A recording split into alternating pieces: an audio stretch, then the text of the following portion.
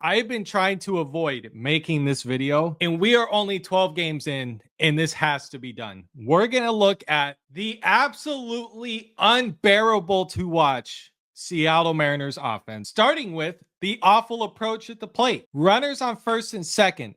Bottom of the second inning, they got Solano at the plate, a struggling hitter, and for some reason, this team with runners in scoring position and a chance to do damage is never ready to hit. Nobody wants to hit the baseball. First pitch, not ready to swing at all. Gets hung a curveball right in the middle of the plate. Watches that one. That's strike one. You should be in the box daring this guy to make a mistake like that. Oh, you don't like the curveball? Okay, how about a fastball right in the middle of the plate? 1-1 count. Again, runner in scoring position, a chance to do damage. Fastball right in the middle of the plate. Fouls it off. Well, we know this guy can't hit. We're going to challenge him with a curveball in the dirt. Swings at it. That's strike three. This is not an isolated incident. This is going to keep coming up in this video, just so you guys know. Let's go to the seventh inning. Go ahead run on second base. 1 out. Are we ready to hit? How about a cookie? Fastball right down the middle. That was 93 miles an hour. Can't get around on that one. Works the count full. Here comes a bender. Swings out of the zone. That's a good located pitch, but it's a strikeout with a runner in scoring position. Let's go to the eighth inning. Mitch Garver. Happy you had a steal in this game. Happy you had a base hit in this game. Does not excuse the other bullshit at bats you had. Go ahead, run on second base. Chance to do damage. 1 ball, no strikes, 2 outs. You need a hit. You should be ready to swing on this pitch. Be ready to be aggressive here. Nah, we don't want that. How about another slider? Basically right in the middle of the plate. Not ready to hit that one. Oh, you don't like that pitch? Okay, how about 90 poo fastball? Right in the middle of the plate. Can't hit that one. Look at that location. It's so fucking hard to watch. Okay, back foot slider. Let's just get rid of this guy. Strike three. You're done. No damage done in the eighth inning. And then here's something that got looked over. You guys do not understand how little faith you have to not put your best pitcher in. When you are the home team going into the top of the ninth inning and the game is tied, you have to have, look at me. You have to have zero faith in your offense to not put your best guy on the mound and give your team a chance to score one fucking run. 1 run. The only reason they put Vargas in this game and they did not go with their best closer to secure themselves a chance to be the heroes in the bottom of the ninth, because if you are 100% sure that the next 3 guys coming up in your lineup in the bottom of the ninth inning aren't going to be able to score a run, if you are 100% sure that your team cannot pull through, you don't put your closer in here because you know your best chance is to have a guy at second base already in extras and try to score him with a different part of the lineup. I agree with Dan Wilson doing this in this spot because this offense is so bad. You can't justify putting these next 3 guys in a position to win the game after using your best pitcher. Bottom of the ninth inning, chance to win the game. You just got to score 1 run. Dominic Canzone just got called up. And to be fair, in this spot, they're going up against Hader. I don't think any of these guys had any chance to score right in this inning, and Dan Wilson knew it. Dom Canzone gets one painted on the corner for strike 1. How about another pitch right here? That's a well-located pitch. Swings and misses at that one, and then gets frozen with another bender right there. Strike 3, get off the field. Here comes Luke Raley. 0-1 count, 1 out. Again, you need 1 run to win the game here. Gets a ground out on a decent pitch to hit. Hader's a good pitcher.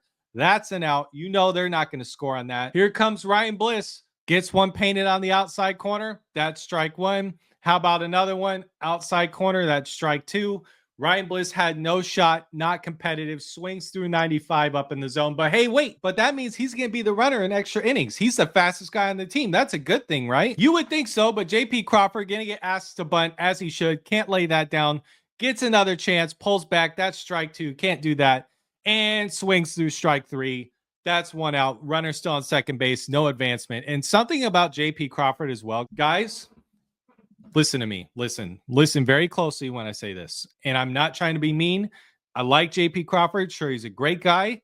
Just had a baby. I hope his family is well taken care of for the rest of their lives. But I want to make this very clear. If JP Crawford was not good on defense, this guy would be unemployed. At best, this guy is a good AAA player without his defense. And I'm going to be honest, of all the players on the team, JP Crawford's swing is the worst swing on the team. I genuinely mean that. Guys, this is his swing path every single at bat. When you watch him, pay attention. This guy swings underneath every single pitch that gets thrown to him. It's every fucking at bat. Look at this guy's swing path on a fastball almost in the middle of the plate. I have never seen somebody swing look more like he just played 18 holes of golf before the game than JP Crawford. Look at that. He's missing that by like a foot. Why is your swing path like you're hitting a 9-iron every time? I don't understand why JP Crawford has this unbelievable launch angle swing on every single at bat. It never fucking changes. It's every game. Watch him. Please watch him in the next game. I swear to God, this is every single swing. It does not matter where the pitch is. He is underneath every single ball every time. Looks like he'd have a great golf swing though, so he's out. How about Dylan Moore? Again, go ahead run is on second base. Chance to do damage. Swings off the plate on that one. That's strike 2. Swings up in the zone on that one. That's strike 3.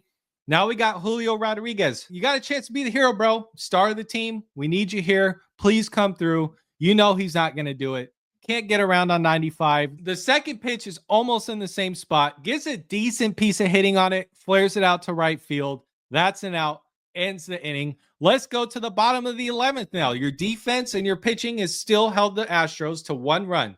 I don't care about the mistakes that I saw at third base from Dylan Moore. And I'm not going to mention the amazing plays I saw as well, because I don't give a shit. You had so many chances to win this game. And if you think this was bad before, it's about to get much worse. This is where it gets really, really frustrating. Cal Raleigh coming up to the plate. Go ahead, run. The winning run is on second base. You score the run. The game is over. You win. First pitch, tubed a fastball.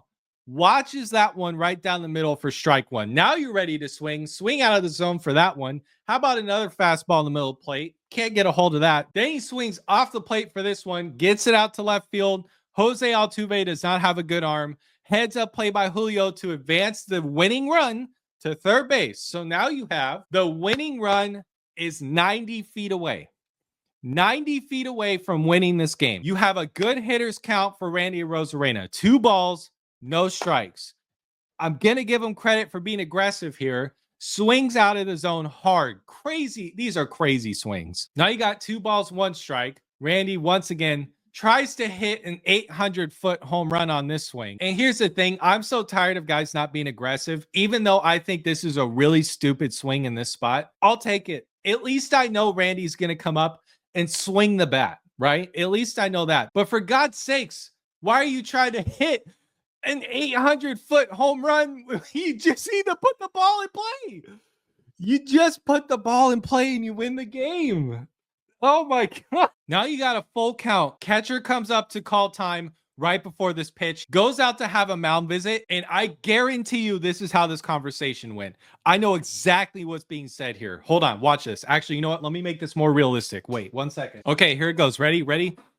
Hey, Mitch Garver. Mitch Garver's on deck. Randy Arozarena swinging out of his shoes. There's no reason to take a risk here. Mitch Garver, I can guarantee you is going to hit into a double play. This guy's absolute dog shit at the plate lately. Don't throw him anything good to hit. Bring Mitch Garver up. Let's get him to hit into a double play. So just throw Randy a dirt ball here. Hope he swings at it. And if he doesn't, we'll just turn 2 on the next one. Don't worry about it. How'd I do? Hopefully you guys could hear that. And sure enough, Randy right there.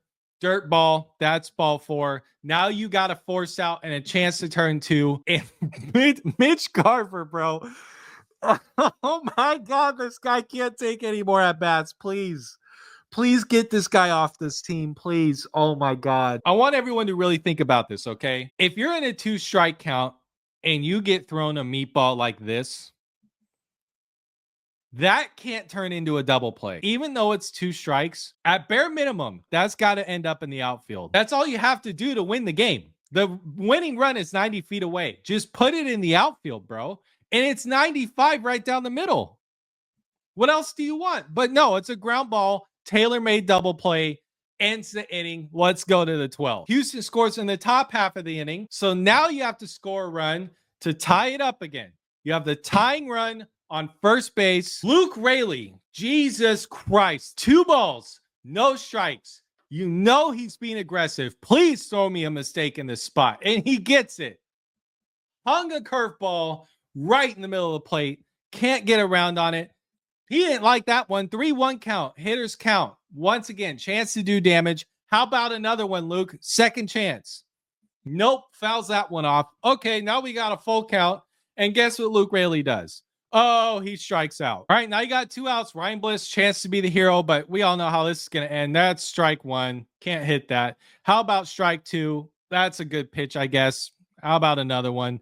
And strike 3, 93 miles an hour, almost right in the middle of the plate. Can't get that one in play either. And they lose the game. I think we're going to see games like this over and over and over and over again, where the pitching does a great job, the defense does a good enough job, and the Mariners only score 1 or 2 runs, can't hit anything in the middle of the plate, have absolutely no aggression for some of these guys, aren't ready to hit. Nobody looks like they give a shit. They had opportunity after opportunity after opportunity to score in this game and did not capitalize on any of it. Please subscribe if you watch to this point, but I'm pretty pissed off. Sorry for all the swearing.